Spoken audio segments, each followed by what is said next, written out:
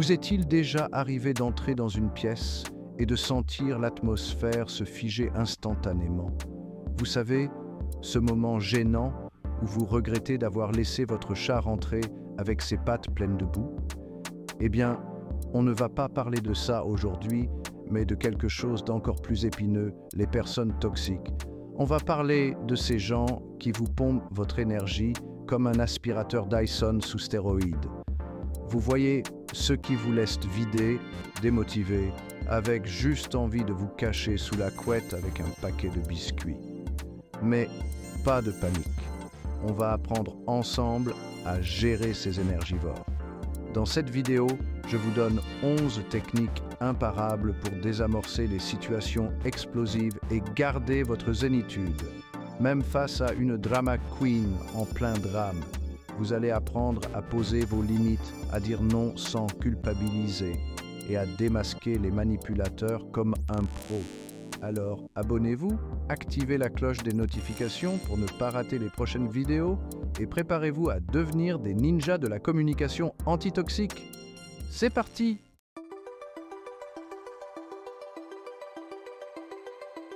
Imaginez un instant. Thomas, notre héros, un mec sympa, un peu naïf, qui rêve de bonheur et de paillettes. Son but dans la vie? Créer une start-up révolutionnaire qui va changer le monde. Mais sur son chemin se dresse un obstacle de taille. Kevin, son collègue toxique. Kevin, c'est ce genre de personne qui adore se plaindre, critiquer tout et tout le monde et répandre sa mauvaise humeur comme une traînée de poudre.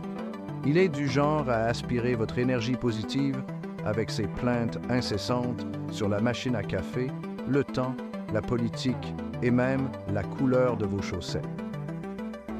Thomas, plein d'enthousiasme, essaie de partager ses idées novatrices, mais Kevin est toujours là pour le décourager. Tu crois vraiment que ça va marcher? C'est n'importe quoi ton idée. On a déjà essayé, ça ne marchera jamais. Bref, un vrai rayon de soleil, le Kevin. Le problème, c'est que Thomas, gentil comme il est, se laisse affecter par la négativité ambiante. Son moral en prend un coup et il commence à douter de lui. Sa motivation s'effrite et son rêve d'entrepreneuriat menace de s'envoler comme un ballon mal attaché.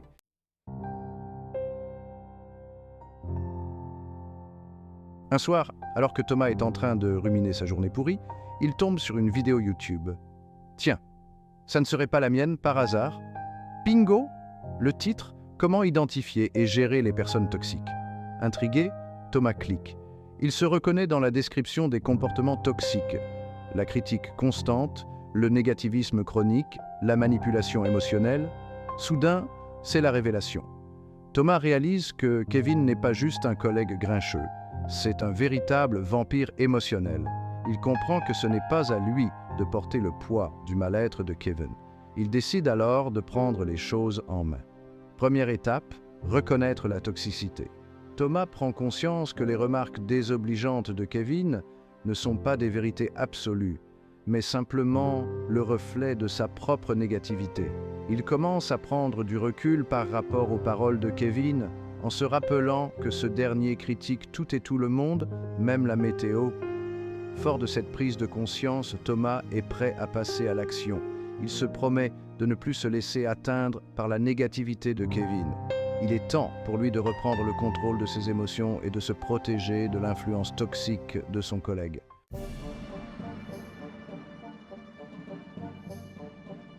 Alors que je commençais à mettre en place mes défenses, à poser mes limites, la personne toxique a changé de tactique. Fini les attaques frontales, place à la guerre des nerfs.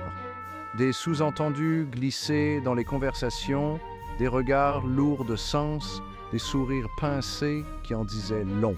On se croirait dans un mauvais remake de Gossip Girl, mais version bureau, sans les robes de créateur. Le pire, c'est que quand j'essayais d'en parler, de confronter la personne, elle jouait l'innocente. Mais non, tu te fais des idées? J'ai dit quoi de mal? Avec un air tellement sincère que je commençais à douter de ma propre santé mentale. C'est ça le truc avec les personnes toxiques. Elles excellent dans l'art de la manipulation. J'avais l'impression de marcher sur des œufs. Chaque mot, chaque geste était scruté, décortiqué. J'évitais les conversations informelles. Je ne participais plus aux pauses café, de peur de déclencher une nouvelle vague de sous-entendus. J'étais épuisé, vidé, mais je refusais de céder. J'avais fait des progrès, j'avais appris à dire non, à poser mes limites. Je n'allais pas tout laisser tomber maintenant. J'ai donc décidé de riposter, mais à ma manière. Pas en entrant dans son jeu malsain, mais en utilisant l'humour et le détachement.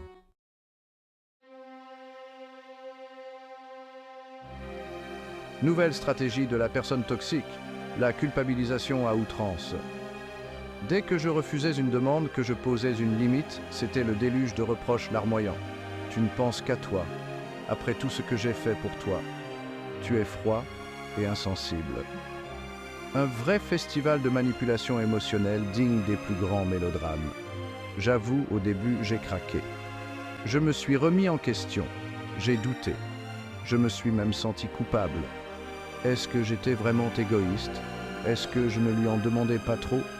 Heureusement, j'ai vite repris mes esprits.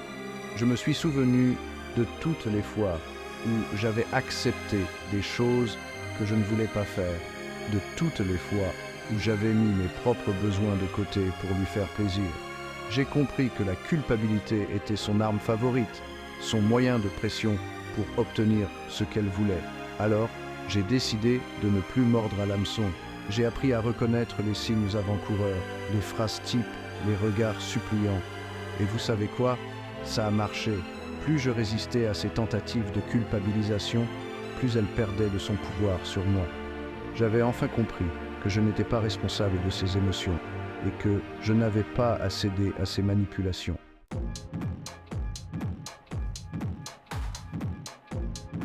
Voyant que ces attaques directes ne fonctionnaient plus, la personne toxique a sorti l'artillerie lourde, les rumeurs et le dénigrement.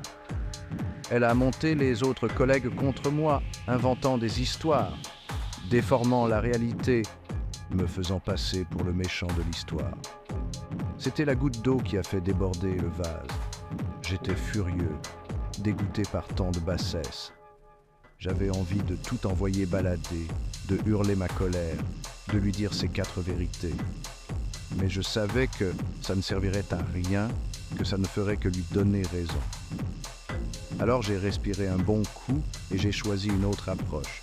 J'ai décidé de ne pas rentrer dans son jeu, de ne pas me rabaisser à son niveau. J'ai continué à être moi-même, à être professionnel, à faire mon travail avec sérieux et implication. Et vous savez quoi? La vérité a fini par éclater au grand jour. Les collègues ont fini par se rendre compte que la personne toxique était manipulatrice et que ses histoires étaient fausses. Certains sont venus s'excuser, d'autres ont pris leur distance. J'avais gagné sans même avoir à me battre.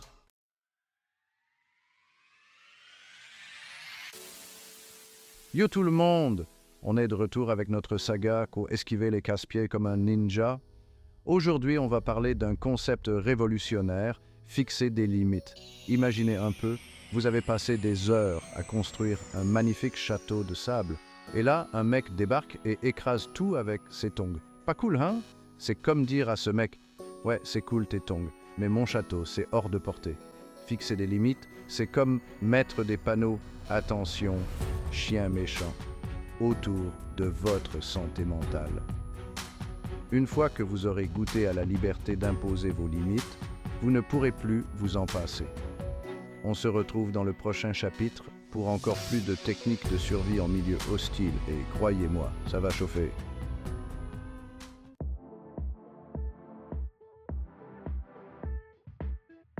Salut la team, on se retrouve pour un nouvel épisode de Comment survivre au relou. Aujourd'hui, on va parler d'une technique ancestrale transmise de génération en génération par des maîtres Jedi du lâcher-prise, l'ignorance. Vous voyez ce pote relou qui raconte toujours les mêmes blagues nulles? Celui qui arrive à transformer une simple conversation en monologue soporifique sur la météo? Eh bien, j'ai une bonne nouvelle pour vous. Vous n'êtes pas obligé de subir ça. L'ignorance, c'est comme un super pouvoir qui vous permet de devenir invisible aux yeux des personnes toxiques. Imaginez un peu, vous marchez dans la rue et un mec vous balance un « Hé, t'as grossi ?» Vous, au lieu de lui sauter dessus et de lui faire bouffer ses dents, vous activez votre bouclier d'indifférence. Vous l'ignorez complètement, comme s'il était un figuier parmi tant d'autres. Le secret, c'est de ne pas donner d'énergie à ces comportements négatifs. C'est comme refuser de nourrir le troll sous le pont, il finira par se lasser et aller embêter quelqu'un d'autre. Au début, ça peut être difficile, comme essayer de faire rentrer un chameau dans une Smart, mais avec un peu de pratique, vous allez devenir des experts en ignorance sélective. Et le meilleur dans tout ça, plus vous ignorez les personnes toxiques, plus elles se rendent compte que leurs petites piques ne vous atteignent pas. C'est comme si vous leur disiez « Mec, j'ai autre chose à faire que de m'occuper de tes négativités. » Alors, prête à devenir un maître Jedi de l'ignorance. On se retrouve au prochain épisode pour découvrir de nouvelles techniques d'autodéfense mentale. Salut les amis, c'est Stan. On se retrouve pour un nouvel épisode de notre série préférée, Comment mater les relous en douceur. Imaginez, vous mangez des crêpes et votre tante Gertrude débarque avec « toujours célibataire ?» Gardez votre calme. Le détournement, c'est comme jouer au tennis mental. Répondez avec humour. T'inquiète pas, Tata, je suis en train d'écrire un scénario. Désamorcez la situation avec intelligence. Prêt à devenir un maître Jedi du détournement? On se retrouve au prochain épisode. Aujourd'hui, on va parler d'une technique redoutable, la technique du disque rayé. Comme un vieux vinyle qui tourne en boucle, vous répétez votre limite encore et encore. Imaginez Kevin, le pote relou qui demande de l'argent. Vous restez calme et répétez « Je ne peux pas te prêter d'argent ». Kevin insiste, mais vous répétez « Je ne peux pas te prêter d'argent ». L'idée, c'est d'être un disque rayé, sans jamais céder. Vous gardez le contrôle et évitez les disputes inutiles. C'est pas beau ça. Allez, on passe à la suite.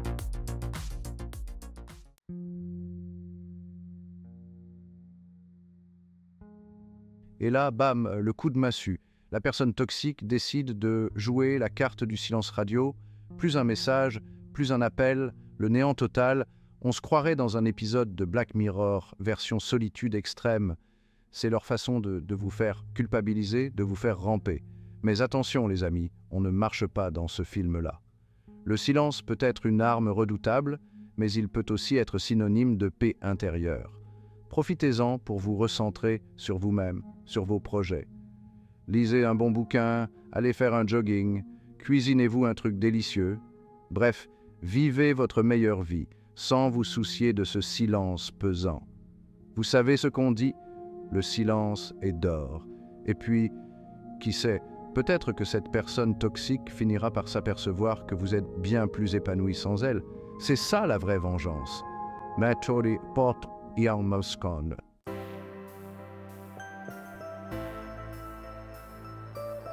Et voilà, on arrive au bout de notre épopée. Vous avez survécu aux pièges, aux manipulations, aux montagnes russes émotionnelles. Vous êtes un champion, un guerrier du quotidien.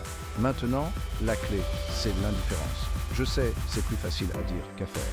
Mais croyez-moi, une fois que vous aurez goûté au doux parfum de l'indifférence, vous ne pourrez plus vous en passer. Imaginez un monde où les remarques acerbes glissent sur vous comme l'eau sur les plumes d'un canard. Plus de stress, plus d'angoisse, juste une zen attitude à toute épreuve. C'est le nirvana, les amis.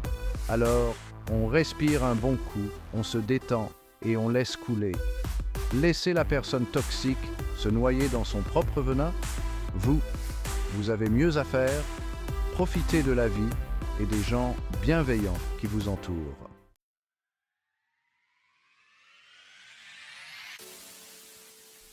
Bravo à tous ceux qui ont tenu bon jusqu'ici.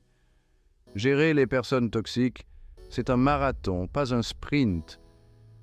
Mais rappelez-vous, vous êtes fort, vous êtes capable de vous protéger et de choisir avec qui vous voulez partager votre énergie.